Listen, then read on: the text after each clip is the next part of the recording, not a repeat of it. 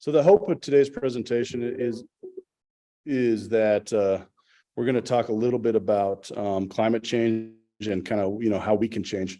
And along those same lines, we're going to talk a little bit about some of the challenging views and perspectives that you all have encountered in Christianity with regard to the environment. So with that said, I'm kind of interested in what kind of perspectives you have encountered within the Christian faith that give you a little bit of hiccup or pause or concern around attitudes towards the environment. Just go ahead and chime in.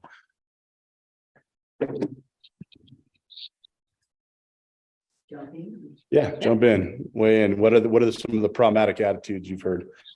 One thing I have heard is that this is just climate change is part of a natural cycle. We've had climate change before. It's part of the world. It's not man-made. We'll just live through this, and it's just part of what happened in the millennia of time. Yep, that's a good point. And we'll take that on a little bit today and kind of show the abnormality of what's going on with climate change. Jen's going to talk about that.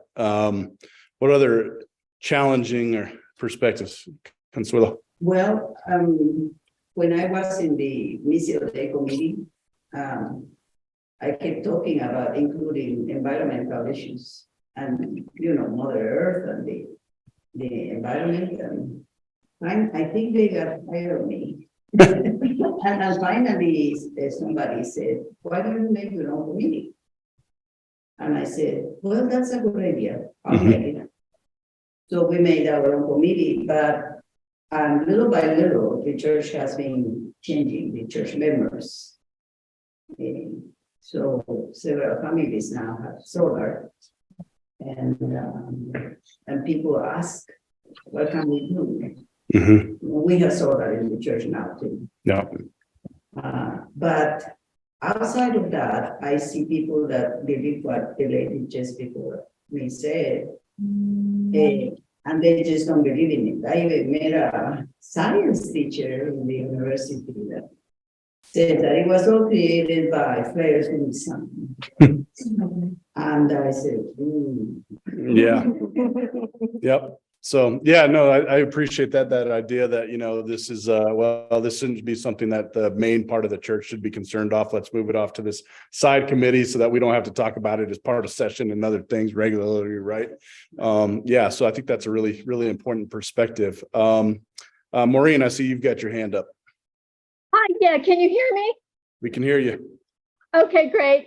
At my former church, I was in a small class with my pastor, and he said that it was arrogant for humans to believe that we would have any effect on God's creation. And I looked around the room and realized I was probably the only person there who believed in climate change. And that was the last time I went to that class. Gotcha. Yeah, it's a troubling perspective.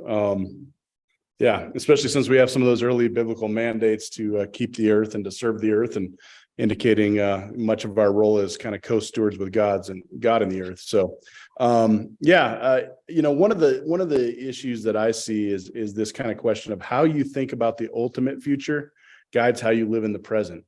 So think about that. What is your understanding of heaven? Where do you go when you die? What does that look like? What is that a quote unquote place?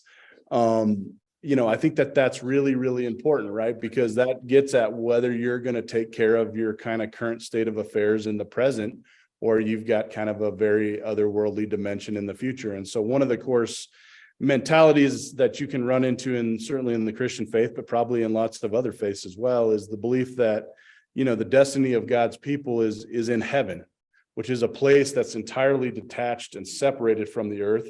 And therefore, we don't really need to concern ourselves about what is happening on the earth, right? And there's kind of no point in getting ourselves too bogged down in the current state of affairs, because even if we do, Jesus is going to come back sometime soon and bring Armageddon to the earth, and everything's going to be destroyed.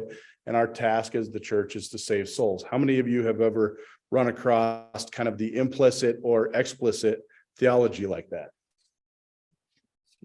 Yeah, we got some hands raised here in this room. So Son is nodding his head next to me as a fellow pastor.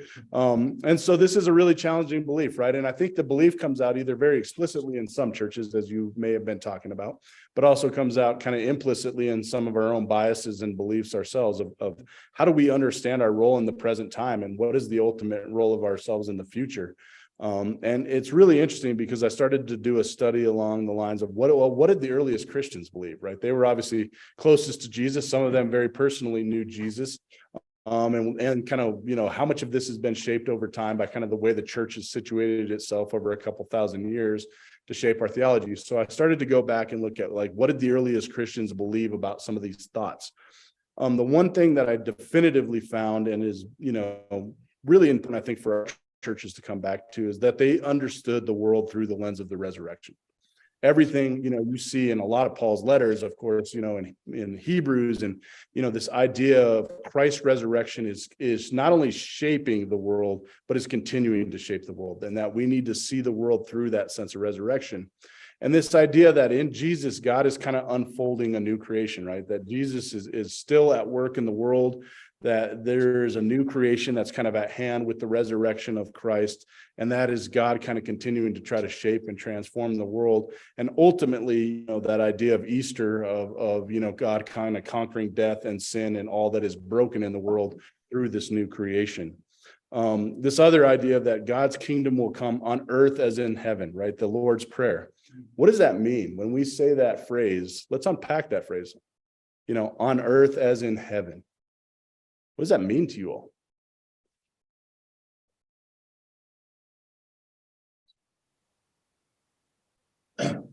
Well, one way I think about God's kingdom is sort of the world when it is completed in God's purpose. That is the kingdom of peace and justice and love that is a reality now in some invisible way, but we're promised will become reality everywhere.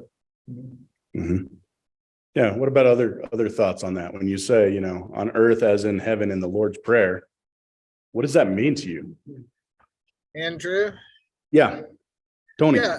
So I was kind of wondering when you're asking about kind of what we experience in the church, if there isn't sort of a lot of residue of this sort of early church sort of dividing of or dichotomizing of the spiritual and the physical. And, because what I was thinking is, it seems to me a lot of Christians sort of, they focus spiritually on this, on this other world, this, heaven, this, afterlife kind of thing. But then physically, it's almost sort of like, Jesus came to establish capitalism so that we can all have material well-being or economic well-being. And so, that's one of the things I kind of wonder is, the extent to which we in the church are bringing those two back together and understanding that the spiritual and moral dimension of our lives in our relationship with God are interconnected with our physical being, our presence in this world, our interactions with one another. And it's just sort of focusing kind of on short-term economic well-being is part of what is inhibiting us from seeing those connections. Yep. Well, and you're very right, Tony. I mean, one of the things you'll learn in kind of some of your first theology courses in a seminary would be, kind of looking at how Plato and some of that kind of philosophy influenced this idea of separating kind of the body from the spirit, right? And kind of that separation of kind of those two things. And then, some of that gets picked up in Christian theology. Some of it gets nuanced later in Christian theology, and some of it gets supported by the church that we need to just worry about the saving of souls and not the body. But the early Christian church, and particularly the earliest Christians before there was even a church, very much emphasized kind of this bodily role, right? This idea of the resurrection, that Jesus was not just a spiritual being floating around kind of in an ethereal way, that Christ had a body, and that body was resurrected, and that body was not resurrected brand new, but it was restored. And hence you have the hands of Christ still pierced by the cross, the side of Christ still pierced by the spear. And so what was really interesting in early Christianity is they didn't see it as like a replacement, right? Jesus didn't get a whole new body. Everything's great. All your joints feel great. Everything's good to go. But he still kind of bore the wounds of the previous life, even in the resurrection. And of course, Thomas challenges that, right? That's how Thomas kind of comes to faith. So this idea that the new doesn't replace the old, but the old is transformed, healed, and redeemed. And the early Christians kind of very much understood this idea of the body of Christ. And they understood the body of the Christ in literally the physical sense of the body of Christ. When Christ was resurrected, he ate with them. He still had some of these same quote unquote bodily limitations as we have, right? But at the same time, we also call the church the body of Christ, that there is something about the sacramentalism, the incarnation that, feedback, the incarnation that it was really important, right? And they very much kind of saw that this is one of the things that separated them from the Roman gods, right? This idea of the incarnation of a God made flesh, and that still lives within kind of those bodily boundaries, and the earth is very important, right? And it's something that I think our churches somewhat maybe have lost or gotten distorted over time is we don't think about, okay, the body is very important, right? The body is your temple. We'll hear that, and some people get a tattoo of that. But we don't think about what does that really mean. So we need to kind of think about those things, and that's very much how early Christianity saw the world. That the body was very, very important. The material was also very important because it was incarnational, right? And so you look at some of these early biblical texts. You also have a very interesting view of what does restoration look like. And so let's talk about that. You get these kind of apocalyptic or eschatological, that word's a fancy word for saying texts that concern the end times, right? The end of kind of the human reality as we know it is what eschatological means. Eschatological. I made Jen say it yesterday. I said, just read this word. Just read this word, Jen. Yeah, it caused her eye to twitch. Eschatological means kind of the theology that concerns itself with the end times, right? So we tend to think about the book of Revelation, right, as an eschatological text, but there's way more text than just the book of Revelation. Particularly, you start to pick up some eschatological text in Isaiah. So I want you to listen to this text from Isaiah and kind of see what you make of it. The wolf shall live with the lamb, the leopard shall lie down with the kid. The calf and the lion and the fatling lie down together, and a little child shall lead them. The cow and the bear shall graze. Their young shall lie down together, and the lion shall eat straw like the ox. The nursing child shall play over the hole of the asp, and the weaned child, the toddler, shall put its hand on the adder's den. They will not hurt or destroy on my holy mountain, for the earth will be full of the knowledge of the Lord as the waters cover the sea. What do you make of that vision of the world? What is that like to you? Like a depiction. Heaven. So Mary said heaven, and we're going to unpack that, right? We're going to figure out what that means. A depiction of creation healed. Right. So, that's very, very, Son kind of pointed out that idea is the depiction of creation healed. So what is the real glimpse of heaven that we have? What does that mean? Well, How do we know what heaven is? Goes back to Eden. It goes back to Eden. Okay. Going back to it, but my father-in-law had a experience, when he had a heart attack and he was being revived with the electric things. And he says he himself went out of his body and looked at all the people trying to revive him.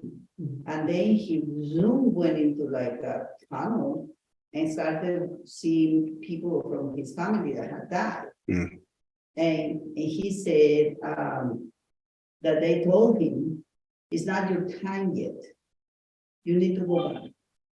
So, but he says, meantime, he experienced the most incredible sensation of peace that he could not attain in earth.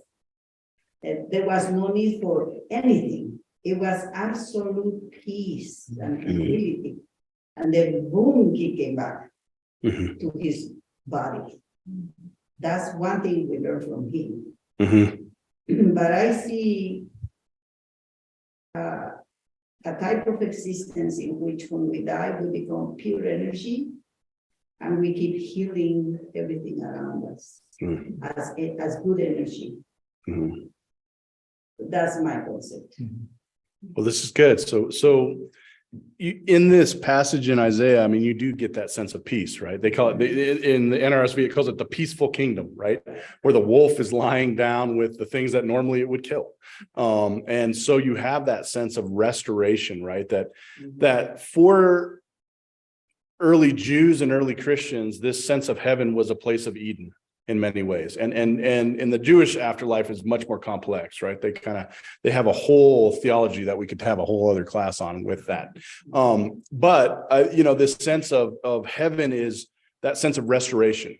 When humanity was at one with each other, at one with all of creation was at one with all of itself. And of course, all of that is at one with God as God walks through the garden, right? God is not some separate ethereal being out there somewhere, but is very tangibly walking through the garden, kind of in Eden, as close as Jen and I are sitting together is the eternal being of God, right? And so this vision of heaven is much more about this kind of restoration of this Eden mentality, right? So you see that get picked up in Isaiah 65, and that's, so building on Isaiah, you see in Isaiah 65, it says, "For I am about to create a new heavens and a new earth. The former things shall not be remembered or come to mind." What does that mean? The former things shall not be remembered or come to mind.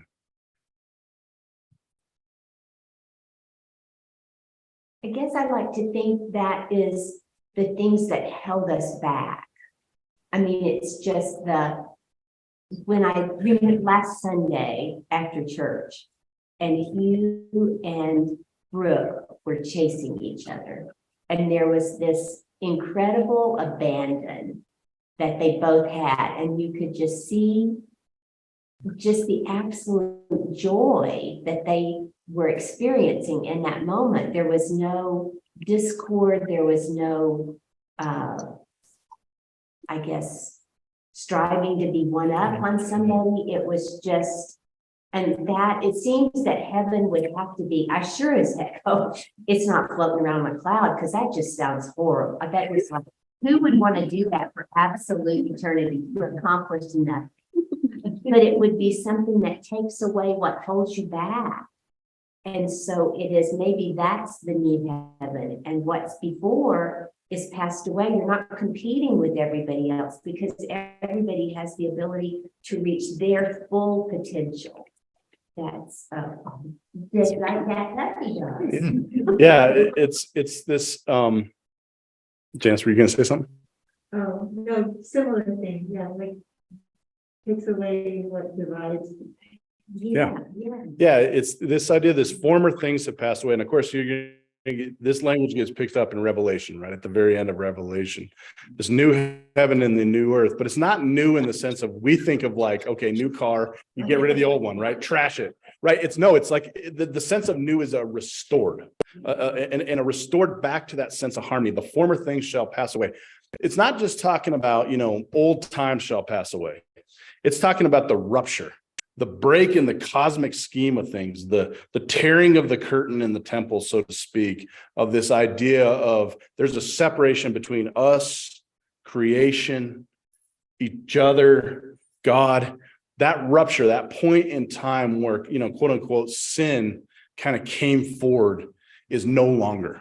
Right, that there is another restored harmony. And of course, Isaiah ends with the same kind of, in 65 says, "The wolf and the lamb shall feed together, and the lion shall eat straw like the ox. They shall not hurt or destroy on all my holy mountain." Right, there's a oneness with creation that then again gets restored. And Isaiah picks up again and hits that kind of theme of harmony, right? So then in Revelation 21 and 22, you get into this really interesting kind of dynamic going on. No, well, I'm gonna teach a class on Revelation. Revelation is one of my favorite biblical texts. I think it's amazing. So, and y'all got to remember that No, we're gonna teach a class on Revelation. That's it. We're gonna teach a whole class on it, because I think it's an amazing book that I actually think has really concrete things that are helpful for our faith in this time. And it gets a bad rap because everybody wants to use it to judge others and doom and gloom and determine the codes of the USSR and all kinds of crazy that goes with it. But John of Patmos is got a really interesting mentality. So let me just read you a few words from Revelation 21 and 22. And mind you, these are the last chapters. This is how the story ends, right? We want to focus on the rapture and blood and seven-headed monsters coming out of the sea. But this is how the book ends. And this is really important to remember that, right? Like those aren't the final chapters, so to speak. It says, then I saw a new heaven and a new earth. Sound familiar? For the first heaven and the first earth had passed away, and the sea was no more. And I saw the holy city, the new Jerusalem, coming down out of heaven from God, prepared as a bride adorned for her husband.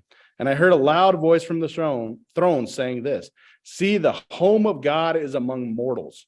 God will dwell with them, and they will be his people, and God himself will be with them. And he will wipe away every tear from their eyes, and death will be no more. There will be no mourning and crying, and pain will be no more. For the first things or former things have passed away. Sound familiar? Right? So we're starting to get that sense. It's a really beautiful text.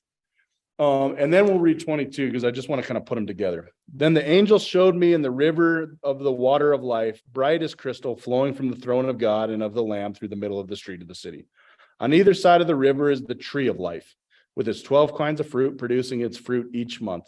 And the leaves of the tree are for the healing of the nations. Okay, so Revelation gets this bad context, but we gotta finish. You gotta read the whole book. You gotta read the whole book. And it's this idea, we get so into this idea of being raptured up and sucked up like a vacuum. But this is a really great book. It's called The Rapture Exposed. I'd recommend it to anybody. It's by a woman named Barbara Rossing. She talks about it's a reverse rapture. It's not about people getting sucked up. It's about God coming down to the earth. And we see that, right? He shall dwell among the mortals. Does that sound like some familiar language, right? That this idea with John of Patmos and the Gospel of John, that for God so loved the world. We don't really, the evangelical side of the faith tends to focus on the next phrases, but we don't tend to focus enough on that first phrase. For God so loved the world. And we get into he sent his only son, right? But think about that. For God so loved the world. Just sit with that. God comes back down in this reverse rapture to dwell among us, to be in harmony with us. The city of Jerusalem, this iconic city that is, where all wholeness, the temple of God is now restored, right? This is a time when the temple has been destroyed. All of that kind of is occurring in these texts, right? This idea of creation from Genesis is being restored. And what do you get? Of course, this tree of life. Tree of life is in the very first chapter of the Bible and in the very last chapter of the Bible. Creation is the path of healing, right? The leaves of the tree shall be for the healing of the nations, right?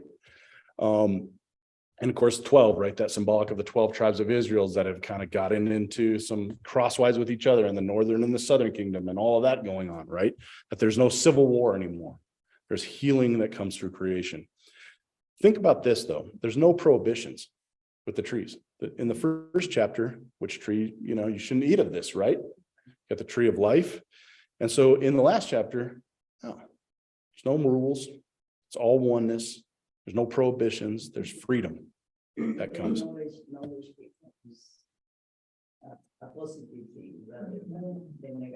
That's right. And eternity, right? This idea, if you eat of this, you shall live forever and be like the gods, was the fear in the first chapters. In the second chapter, there's none of that.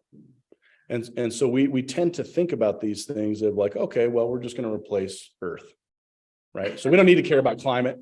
We don't need to care about recycling. We don't need to care about what's going on in the oceans because, everything's just going to come down and be new and it's going to be all good. And we're going to go drift off into heaven and, we're going to go try to inhabit Mars. And so, and that's not, if you look at the early Christian theology and what's really going on, it's very complicated, right? It's very different than our understanding. And they're not in a throwaway society. If you think about the majority of people that John was writing to, these are not people of a lot of wealth and goods. These are people who know how to use what they're using. Harry's over in Cuba. How many of you have ever been to Cuba?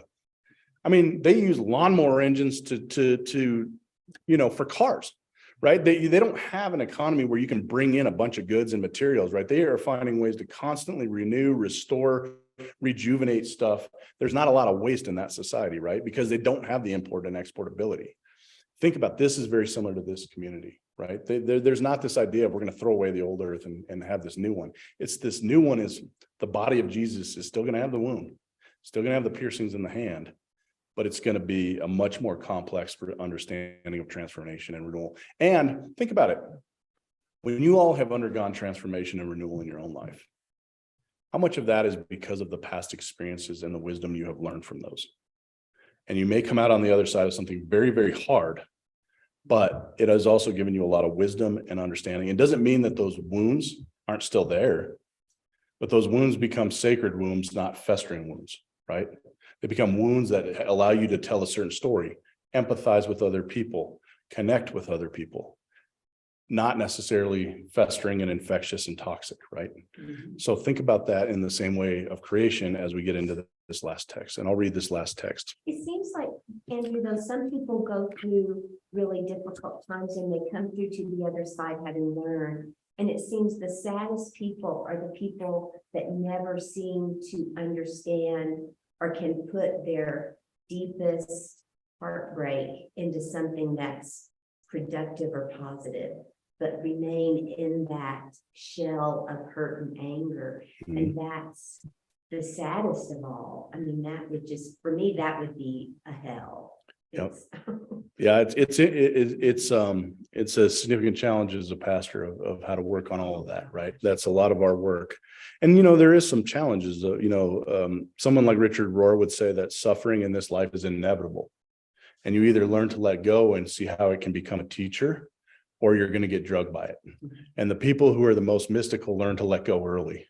And they kind of find that. And if not, it can be an awfully long, rough road. And you all kind of know that too. And so that's part of the mystery of our faith, right? Part of the mystery of our faith is trusting that resurrected body is where we're all heading, even though we feel very wounded and oftentimes on the cross, right?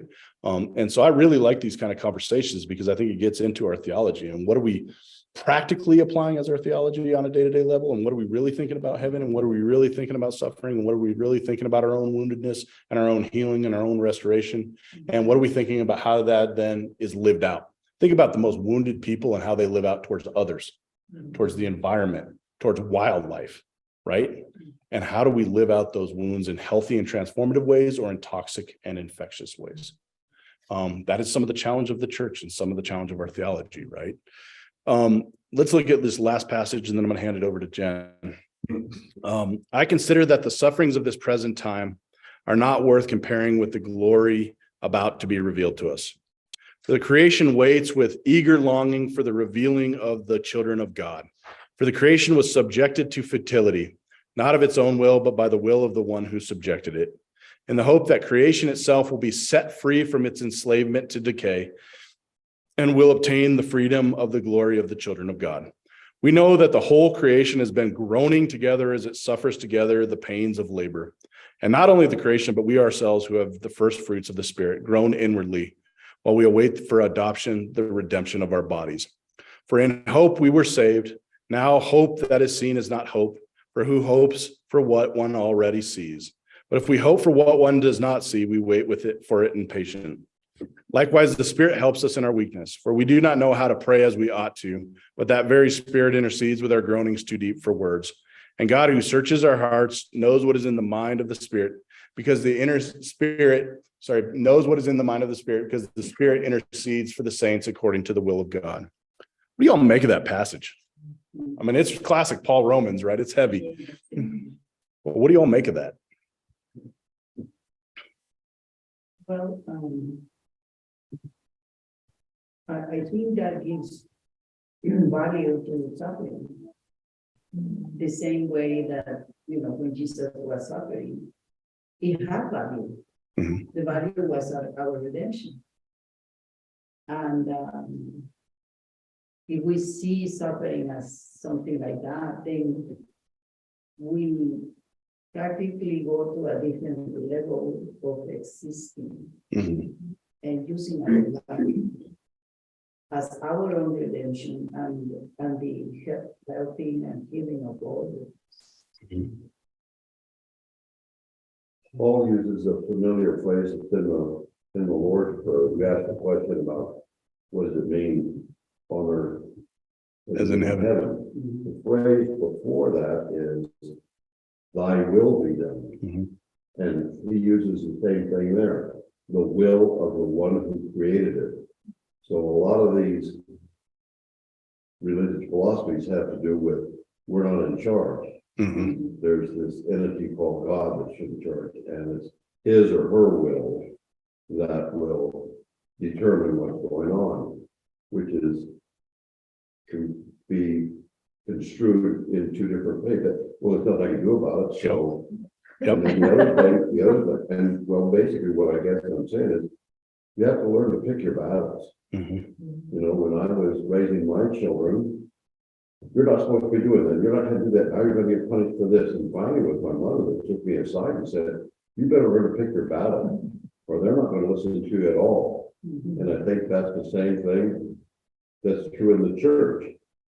You know, I've been a member of this church long enough to know we've gone through a lot of battles. And Yep. at some point in time, you have to say, here's my life's experience, here's the knowledge I have at the time, and this is the battle I'm willing to fight. And that's going to be different for everybody. Right now, the program we're going through now is the battle of creation, of are we going to be able to live in this world? Yep. But for some people, there's another battle to fight. Pro-life, pro-choice, Democrat, Republican, you know, who do we want to really be the president, and all these other battles that forgetting about the fact that there might be somebody else that's really in charge. Yep. Well, and I think the challenge is twofold. One is this idea of what do we as followers of Christ, what is our role as those who are trying to alleviate suffering, as Christ did, right? You think about the great physician in Matthew 10, you know, the healings that Christ did, the hearing of the creation groan, right? This is a suffering entity that is bearing the brunt of sin and brokenness, right? Of war, of failed reconciliation. And so what is our role as Christians to be healers in the world? To be, and that looks not just in the physical sense as doctors, right? But in the sense of creation and bringing healing in that way and hearing God's creatures and creating more of that harmony. And I think it gets to your other question about, yes, we can pick and choose in battles, but some battles come to you. And I suspect that's what we're going to get at when we talk about climate change. There are some battles that we can pick, and there are some battles that are going to pick us as a human race, as a species of that is alive, and all species will be in, I suspect, this bigger battle. And so the challenge is going to be, where do we try to pick and choose the strategies, I think, at this point of a battle that is coming and is a big issue. And we're going to talk about that kind of right now, but I want to give you all some themes to reflect on. So I think that, you know, of course, the core themes of, you know, how do we deal with newness and how do we deal with renewal? And how are we have been shaped to understand things in a newness way in our consumptive society? Right. I think that's really, really important to kind of continue to think about. I mean, heaven not as a place far away, but the dimension of God. And so you think about the way revelation, right? God appears, reveals, God is here. The kingdom of God is a mustard seed among you, right? Behind that curtain. You can't see it all the time. Sometimes you get glimpses, but maybe not all the way out there by when you look at the stars at night. You know, thinking about that, how close is God, that sense of the Emmanuel, God with us, right? What does it mean to be on earth as in heaven? What is that? How do we really live that out? Do we live in this place of, would you treat heaven like this? The way we treat earth? What are the implications of that? What are the implications of stepping in and trotting on the, you know, kind of feet of the creator by treating that? It was really interesting. I was talking to Brophy yesterday, one of the Native American friends who some of you all know, and he was talking about the earth as our mother.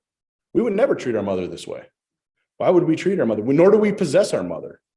You know, we do not treat our mother by throwing toxins on our mother, right? And so, you know, the earth gives us, life.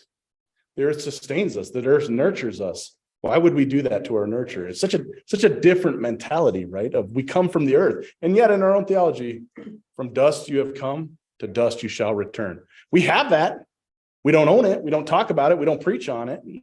You know, sometimes you'll probably think Andrew's crazy, but you know, yeah, I mean, it's in our text. What do we do with that? Why do we not own some of that? Right. I mean, some of the very same theology Brophy's talking about, we do own, we do have. How do we participate in renewal, transformation, and healing? And how do we take seriously God's charge to keep the earth? And how are we Christ's body? These are some of the questions I just want to kind of put in the back of your mind as you kind of look at some of these things. We want to be mindful of time. We got about 15 minutes. But Jen's going to kind of walk you through, and I'm sorry to put pressure on you, and I'm sorry IT put pressure on I you. could do it in 5 minutes, sure. I mean, it's pretty basic. Yeah, she can do anything. Hear her roar. All right. Well, this is going to be part of a larger series. So we'll revisit these concepts, especially talking about some of the data, what we see, the doom and gloom, just all the headlines that we have. It's not great news, but there is hope. All right. So in the basic concept, we've been monitoring basic things, temperature, particles in the atmosphere. We've been doing this for a very, very long time. About 1880 is the first time we had, a good temperature basis for our global environments. And Andrew has spoken previously about species and their ability to adapt.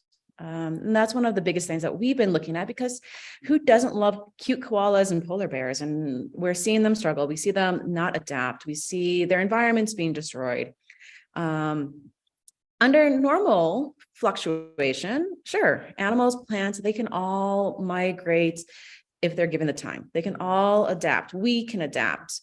And I think that's a very important concept, is saying that we can adapt. We can change. We can see the environment being more hostile. We can learn to adapt, and we can make things better. So we'll kind of go into that concept a little bit more, not just today, but in the next few sessions when we start talking about what actions can we really do? How we see these numbers, we see the temperature rising. We saw it dip in 2020 because no one was flying and no one is commuting and everyone stayed home. And we still had issues. We still had wastefulness, but it brought it back down, saying, hey, if we lived like this, we would fix our problem. But unfortunately, living at home the way we did in 2020 is not a sustainable way to progress. Well, look at that slide. I mean, that's a shocking slide. I mean, look at the number of natural disasters and how it spiked from basically 1980 just to an inordinate amount. And you're talking, wildfires, hurricanes, tornadoes, you name it. And kind of then look at how it drops in 2020, kind of pandemic, and kind of what even happened just in that kind of episodic drop. But I mean, look at just the extreme weather that's occurred in just the last 30 years. I mean, it's off the chart comparatively, right? Into the number of events. And of course, what are the costs of that, human-wise, social justice-wise, wildlife-wise, habitat? I mean, all of that, of course, is behind that graph. Right. And it parallels the same curvature of the temperature increasing, which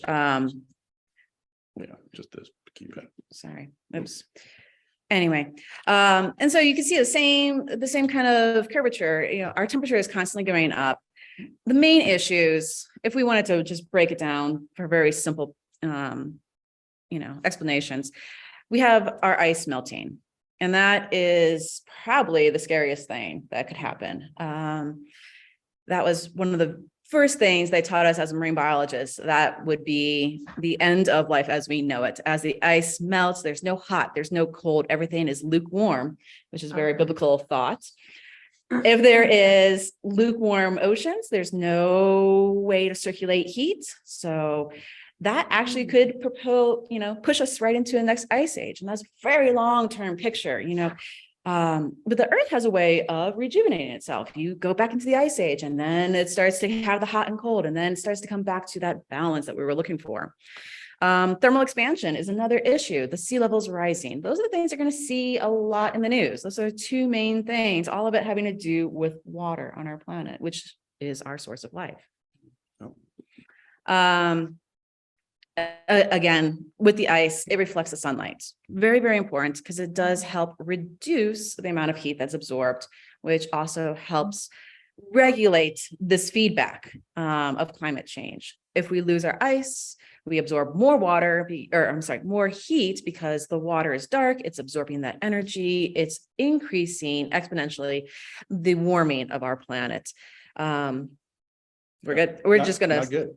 It's not good. We're gonna keep moving on. This is very basic stuff. I missed the orange. I was up to the orange sorry. line on. Oh, so yeah, the orange line. So that's where the ice used to be. Oh, So we have drastically reduced the amount of polar ice, both north and south. This is obviously the North Pole. And that has drastic complications with just how we regulate heat on this planet. Something that we don't really think about, but it's in the news. You hear it, you see the devastations, you see the wildfires, you see the ice melting, you see the flooding, you see the extremity of what happens when life is out of balance, when we are producing too much heat, capturing too much heat, sustaining too much heat. You always hear the small incremental, like, oh, 1 degree, 2 degrees, half a degree. What happens if we increase our temperature by half a degree? We have almost all of our coral reefs will die off. Now we have currently, at 1.5 degrees increase from, our post-industrialized standard, our benchmark. At 1.5, we have 70% of our coral reefs die off. Give another half degree, that's almost all of it. Same thing with species. We have, 6 to 8%, it will double. So for every half degree, the drought will affect more. The rise in sea levels will increase astronomically. It's very steep, the incline of impact for just a very small degree. Going back to the hardest parts, as a high school teacher, trying to get kids, most kids accept climate change. They accept the concept, but it's really, really hard to understand the microscopic particles that are making a huge difference in our planet. And that was one of the biggest things that we tried to instill. It's like, you can't see it. And so a lot of the disbelievers are like, well, it doesn't exist. We don't see it. How can a microscopic molecule affect Earth as a whole? And I love this one bumper sticker that I saw in a car the other day, which was like, it said something to the effect like, if you think you are too small to make an impact, try sleeping with a mosquito. Something so small can impact you to the point of it will not let you sleep. It will hurt a lot. And the same thing with these molecules. So we have the basics. We have carbon dioxide, we have methane, and we have water vapor. These are all insulating molecules. And for life on Earth, it's important. We need to keep heat in, or else we would be a frozen Pluto out there, just circling the sun. At the same point, we have to reflect and get rid of some of that heat. If we have too many of these molecules, it acts like blanket upon blanket upon blanket, insulating us and keeping us too warm. So that's where we are now. We have too much carbon dioxide, too much methane, too much heat controlling our environment. And so where does it come from? Fossil fuels, deforestation, and it affects the biodiversity, including us. So it's 9:30 now. There's a lot more to go into. And the next time I think we'll be gathering, I think Harry's going to talk about how we are going to make our own attempt to reduce our usage, our wastefulness. We as the church. So we'll go into kind of what caused it, who causes it. We as North Americans have a very large footprint. We as a church have a very large footprint, and we can reduce it. So we're going to go into a great speaker, Catherine Hayhoe. She is a climate scientist who's working with the Nature Conservancy. She's also sort of a leader in the evangelical environmental movement. So to get a faith and climate perspective is really helpful. And we're going to have a whole list of resources of our Presbyterian church nationwide does a lot, but I don't think it's out there. I don't think everyone knows of all the initiatives that are out there. So we're going to talk about how we're starting with a climate audit here at the church and how we're going to reduce our usage, our consumption, and hopefully get solar. How can we make the world around us better? How can we be leaders in this environment? Okay, what questions do we have here? Yeah. You know, what's interesting is after the atomic test, both the atomic bomb and hydrogen bomb test, scientists went into those places afterwards to find out what happened. And the ultimate conclusion of all those scientists was that if any species will inherit the earth, it's not going to be humans. Right. Because all of a sudden, after all these atomic explosions and everything, it's the ants and the small animals, and all of a sudden survive those thousands and thousands of degrees. Yeah. And survive it. Humans aren't going to do it. Exactly. And the real reason I mentioned it, because you mentioned earlier the term adaptability, and we're not very adaptable. We are not. We are fragile creatures, and we think because we have opposable thumbs and we can create things that we are stronger than we are, but we're very fragile, and we don't. We adapt our environment to us. We don't adapt well to the environment. So we're going to go into that aspect next time as well. Anybody else? Any other questions before we head on to our service? Start kind of back where we now for next time. Let's continue on. I think it seems like that before. I mean, I think this is really interesting. I mean, it's just weird. I spent one whole like meeting just talking about your stuff. Oh, absolutely. Oh, yeah, absolutely. We have plenty of material for several weeks ahead. We're going to stay on this theme for several weeks. I think so. We'll have to talk to Harry and make sure we have the whole scheduling, but yes, we will come back to this. So we'll take off from where we left, talking about climate change and where do we go forward?